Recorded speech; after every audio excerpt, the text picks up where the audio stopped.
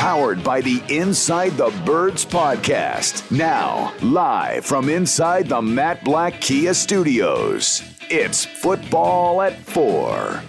Football at 4 is powered by the Inside the Birds podcast, and as we bring Adam Caplan into the conversation, someone texted this into the text board. Nick Sirianni is now the longest tenured coach in Philadelphia. He is entering his third year. Adam Caplan joins us now on a day that the basketball team fired its coach. The football team has the longest tenured coach in Philly. Adam, why is it always the coach's fault?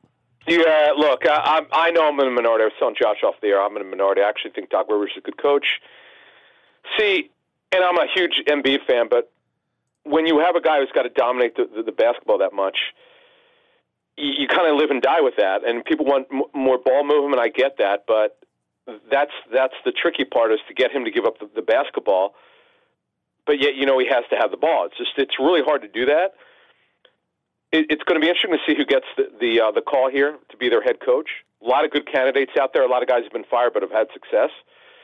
So look, 3 years, Doc couldn't get there. It's interesting. What if they would have gotten the championship game, Mike? The championship round where they fired him if they lost 4-0? I mean, it's just everybody wants the next guy, but I don't know if the next guy list is great. Woj made a comment, and this is interesting why you're here. He said the NBA is becoming a lot more like the NFL, where you're only getting a small window, and if you don't get it, you're out, and they move on to the next one. And I guess, one of the things we were discussing before you came on is, do teams, front offices, look at who's available and our situation? We've lost three straight times. It's been disappointing. Our contracts, we're in a spot where we can't replace the players, and we have good coaches available, which now pushes us to make that move. Yes, it happens. Let's transfer over to the NFL. It's a good discussion, Mike. So, yes, it does happen. I know of multiple times in my career where teams have told me that they made a decision to keep the head coach because, yes, could have gone either way. And it had less to do with the money they owed him, but they just didn't like the list that's out there. Now, sometimes money's a factor depending on the franchise. Now, if you've got the Sixers for Josh Harris and his group, money doesn't matter. He had 2 years left. Doc confirmed that this week, but that's not the factor. They've got plenty of money. They just didn't want the guy around. They wanted to move on from him. And obviously, it sure sounds like, though you could question sometimes what the truth is, sure sounds like this is a Daryl Morey move who inherited Doc. Because we saw in Phoenix, now the Suns, in Woj's report, Woj basically said the owner made all the decisions, and now, of course, they said, James Jones made the decision, because that was who's the GM, that was in his press release. So you got to be careful who you believe sometimes. Yeah, interesting stuff. And we're going to look at Adam Caplan's post-draft power rankings now that the draft is in the rear view, about a week or so, actually 3 weeks since the draft has ended. We're going to take a look at where these teams stack. And if you look at these teams that I think that you have at the top of your list, the coaches have been in place. They seem like they have some stability at that position for a lot of these teams in the top 10 of your list, starting with number 1, the defending Super Bowl champions. That guy never leaves, man. When he's there, he ain't moving. Yeah, so just to note, people, my rankings, which are going to debut on InsideTheBirds.com with full write-ups on Thursday morning, the way that I rank them they're based on the quality of the coaching staff, and that's offensive, defensive schemes as well. The quality of the roster, Mike, obviously, which is right up there when you decide how well you like a team. And then also, this is another part we don't talk about enough, but we've talked about this on Football at 4 a lot. It's the quality of the roster depth. If you don't have good depth in the National Football League, it's going to crush you at some point in the playoffs. So I've got the Chiefs. You mentioned Andy Reid. Look, stability is huge, and he's earned it. He's got control. 2-time Super Bowl winner with the Chiefs, and you know how he helped turn around the Eagles in 1999 and 2000 and the job that he did there. Yes, it ended poorly, and we talked about this on Inside the Birds. Andy Reid, the reason why he fell was not because he didn't have a good staff, or not because he wasn't a good coach. What happened was his staff got depleted. When you lose your top lieutenants, Mike, down the road it's going to cost you. And that staff that he had to end, it was not very good in 2012. And then he, of course, moved over to the Chiefs and rebuilt his roster there, and has done a great job. You know, it's interesting because number 2 obviously is Philadelphia, and we talked about Andy and now Nick Sirianni. We're talking about coaches. The Eagles did stuff that was non-conventional. They hired guys that were not on anybody else's list. Nick Sirianni was not on anybody else's list, and Andy Reid certainly wasn't on anybody else's list. Mike, 3 out of their last 4 head coaches never had another head coaching interview. Doug Peterson never interviewed with another team.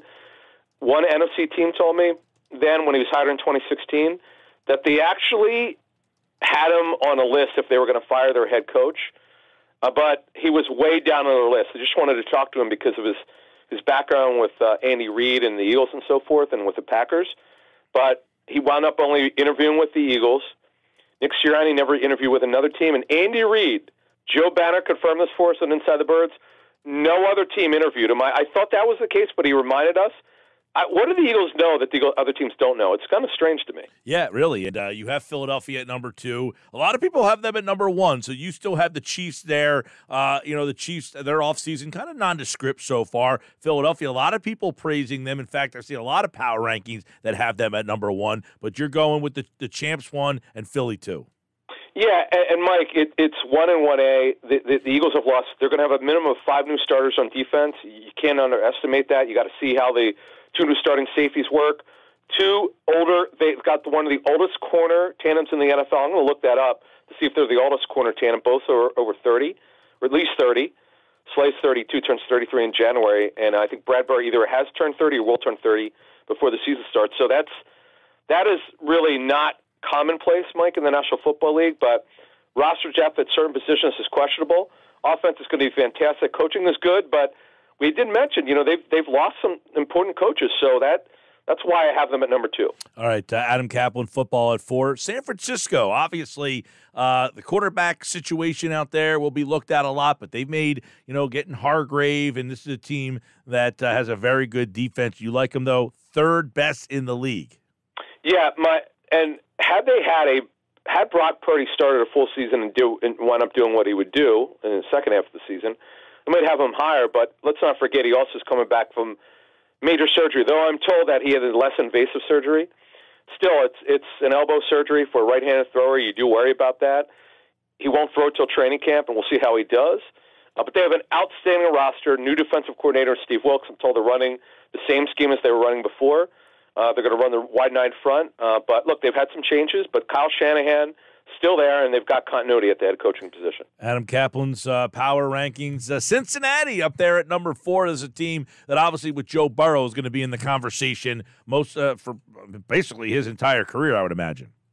Yeah, and funny, I'm looking at the Vegas odds. They kind of agree with me here. They've got them. They kind of see them as a top 4 team. Yeah, the only issue for them is still their offensive line, though they've definitely addressed it this offseason. So they're going to be good. They're a little shaky in the secondary. That's why I don't have them in my top 3. Okay, let's go to Buffalo. Buffalo's an interesting team this year because they feel like one of those teams that's been on the come. Are they still on the come or are they on the way down? They're like the Sixers to me. They're right there. They just can't get there. They can't get to the Super Bowl.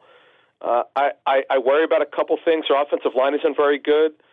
Their depth at wide receiver has not been good enough. They need to probably address that. They addressed their running back position with Damian Harris to back up James Cook. Defensively, they got 2 older safeties. You worry about that, but they're a good roster. Now, by the way, Sean McDermott's lost a lot of good coaches over the last couple of years, including Leslie Frazier, who was their defense coordinator. All right, let's go to number 6, which is the Dallas Cowboys. They have made some interesting additions on both sides of the ball, and obviously you're looking at a team now that you're going to be with the quarterback. Is he the right guy for them? They're going to have to make a decision on him again coming up, and the coach is always a question down there. Running back questions. Tony Pollard started coming off of major injuries. Zeke Elliott cut. Michael Gallup still trying to come back from the ACL injury from 2 years ago. Added Brandon Cooks. Added Stephon Gilmore as an older corner. They're changing their offensive play, their play caller and scheme. Mike McCarthy takes over, who's the head coach, by the way. Some questions, but and Monty Smith in the first round on defense. They've certainly added talent in the offseason, but there's still questions with this football team. That's why I have them at number 6. All right. I like number 7, Miami. This is a team that was, looked like it could have been a top 5 team last year, and then Tua got hurt, and they kind of fell apart here. But the Dolphins you like up at number 7. Yeah, and Mike, if they had a more sturdy quarterback, Tua, you worry about he's a smaller 6'1", small body frame.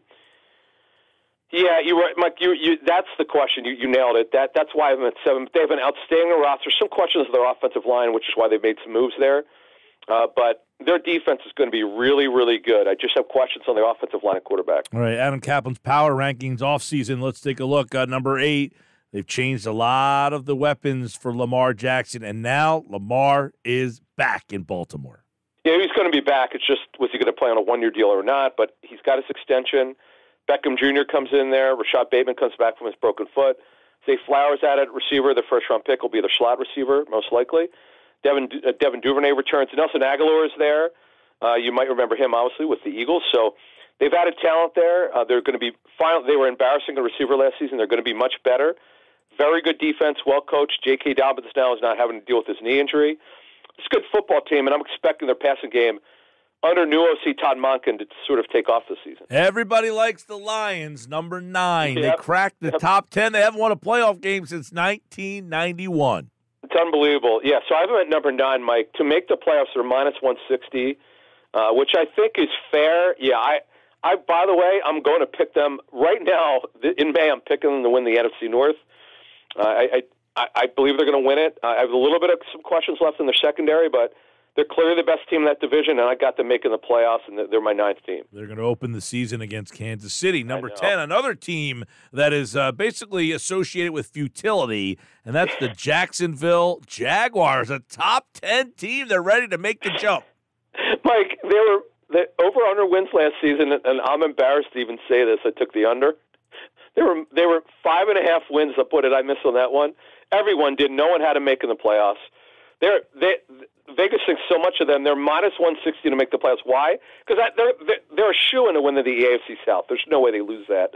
And, yeah, I got them as my 10th team. They have a good roster, by the way. All right. A lot of people like the Jets. You have them at number 11. In fact, one of our listeners said, come on, Adam, be bold. Put the Jets over Buffalo. You didn't do it.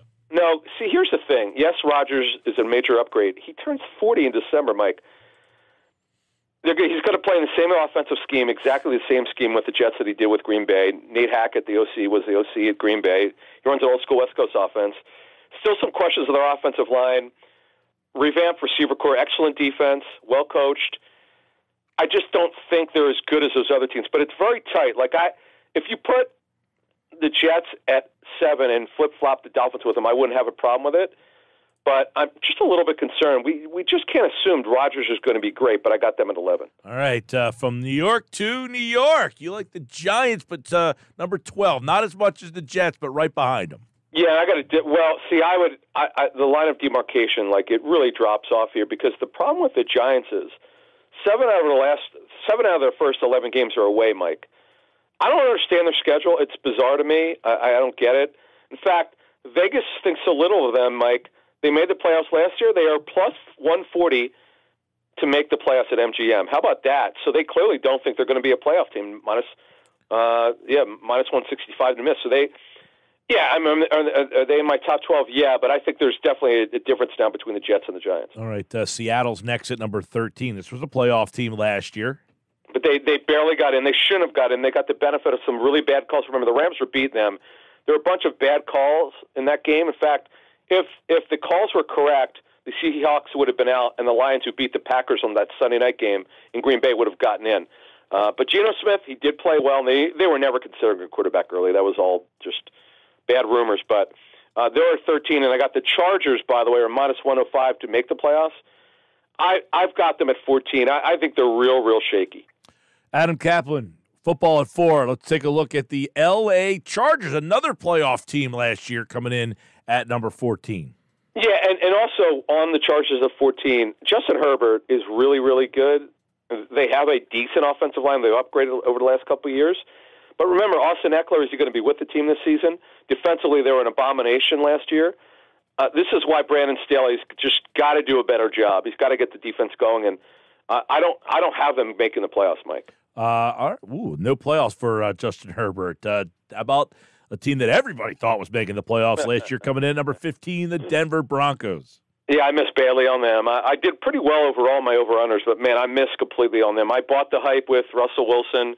Yeah, the coaching wasn't very good, but he was awful. I got him at 15, Mike. I don't believe they'll make it. They're going to be better because they'll be better coached under Sean Payton and his staff, but the offensive line isn't very good. Javonte Williams, the starting running back, got hurt last season. He had a major knee injury.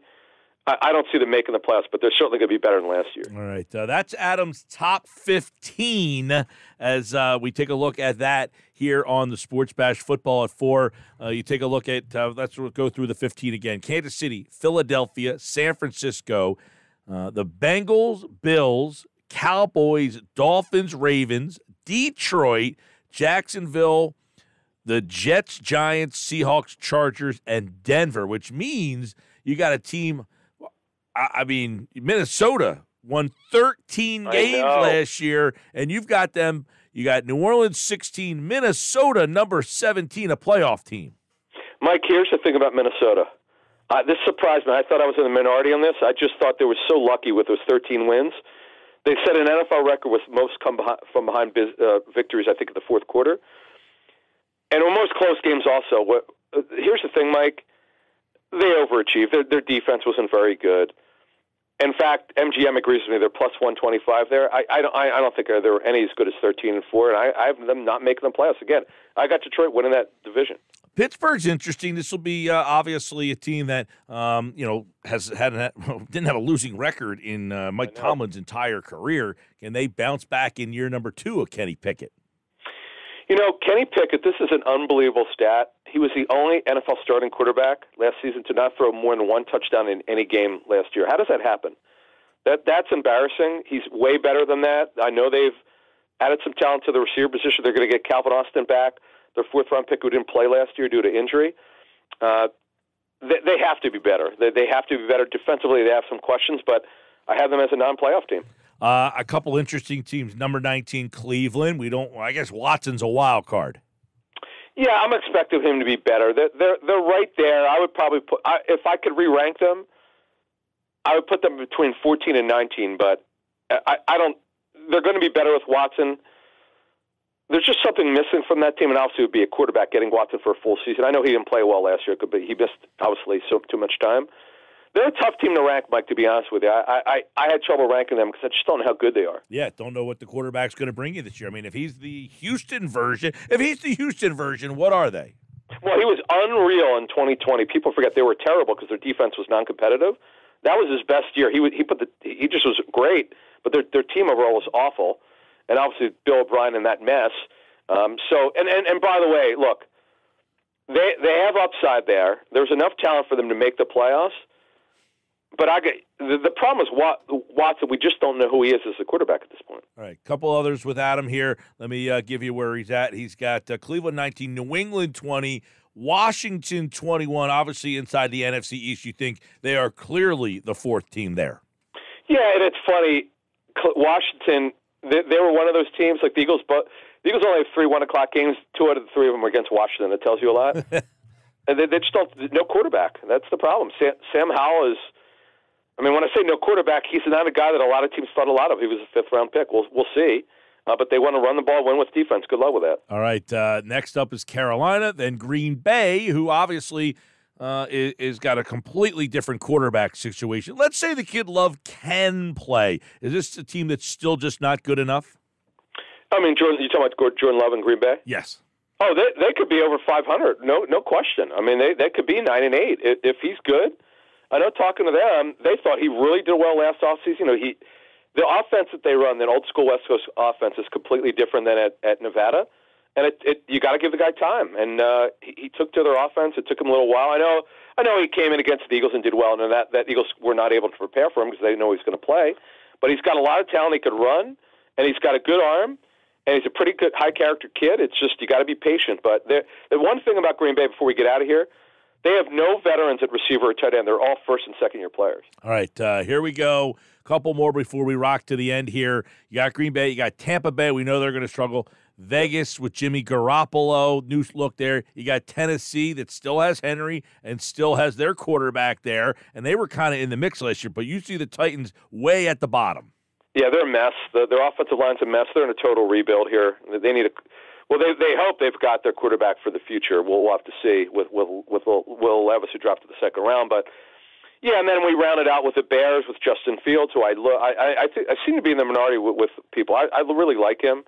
He's got a lot of gifts. I know he ran too much last year, but they're going to try to be patient with him. The Colts 28 with Richardson at the quarterback. Rams are a total mess. Falcons, Cardinals, and the Texans at 32. There you go. That is Adam's power rankings post-draft as we get ready for more off-season stuff. And obviously, got the Eagles just sent me an email that there's going to be availability for some players tomorrow. So we'll see what they have to say as we get ready for more off-season work, mini camps, training camp. We'll have those dates, I'm sure, getting released here in the near future. Adam Caplan, Football at 4, and, of course, the Inside the Birds podcast. Check that out on all of your podcasting platforms. Adam, thank you, bud.